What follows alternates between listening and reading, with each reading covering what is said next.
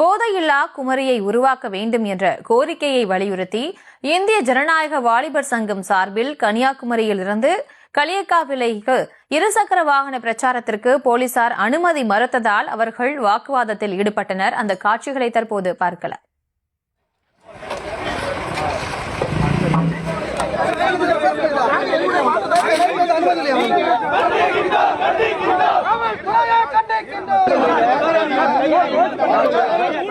இது தொடர்பான விவரங்களோடு இணைகிறார் எமது செய்தியாளர் தங்கலிங்கம். வணக்கம். என்ன காரணத்திற்காக போலீசார் அனுமதி மறுத்திருக்கிறார்கள்? அது தொடர்பான விவரம். வணக்கம்.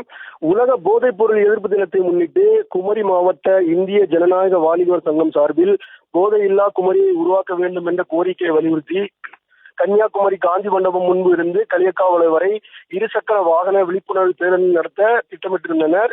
இதற்கான தொடக்க விழா இன்று காலை கன்னியாகுமரி காந்தி மண்டபம் முன்பு நடந்தது. இந்த இருசக்கர வாகன பேரணிக்கு போலீசார் அனுமதி அளிக்கவில்லை. தடையை மீறி கன்னியாகுமரியிலிருந்து களியக்காவிளைக்கு இருசக்கர வாகன பேரணிக்கு செல்ல முயன்றனர். இதனை போலீசார் தடுத்து நிறுத்தியதால் இந்திய ஜனநாயக வாலிபர் சங்கத்தினருக்கும் போலீசாருக்கும் இடையே கடும் வாக்குவாதம் ஏற்பட்டது. இறுதியில் கன்னியாகுமரி டிஎஸ்பி மகேஷ்குமார் அவர்கள் நடைபயணம் செல்ல அனுமதி அளித்தார்.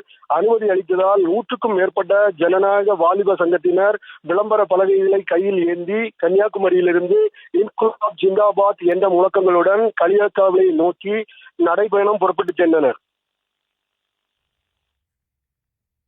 விவரங்களுக்கு நன்றி தங்கலிங்கம்.